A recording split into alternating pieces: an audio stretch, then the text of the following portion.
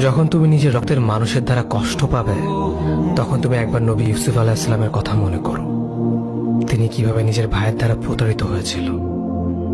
যখন তোমার বাবা মা না বোঝে তোমার বিরুদ্ধাচরণ করে, তখন নবী ইব্রাহিম আলাইহিস সালামের কথা মনে করো।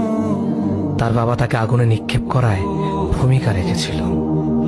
যখন তুমি সমস্যা থেকে পরিত্রাণের জন্য কোনো পথ পাবে না, তখন ইউনুস আলাইহিস সালামের কথা ভেবো। তিনি কতটা সময় তিমি মাছের পেটে আটকা পড়েছিল। যখন তোমার নামে কেউ মিথ্যা অপবাদ ছড়িয়ে দেবে, তখন মা আয়েশা রাদিয়াল্লাহু আনহার কথা মনে করো। তার নামে পুরো শহর জুড়ে কুৎসা রচনা করা হয়েছিল। যখন তুমি অসুস্থ ব্যথার যন্ত্রণায় কাতরাতে থাকো, তখন নবী আইয়ুব আলাইহিস সালামের কথা ভেবো।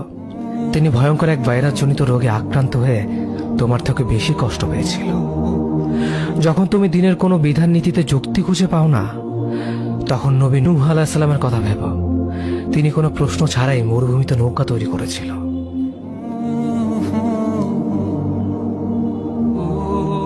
যখন তুমি আত্মীয়স্বজন, পরিবার, বন্ধু বান্ধবের কাছে হাসির পাত্রে পরিণত হও, তখন তুমি শেষ নবী হযরত মুহাম্মদ সাল্লাল্লাহু আলাইহি ওয়াসাল্লামের কথা ভেবো।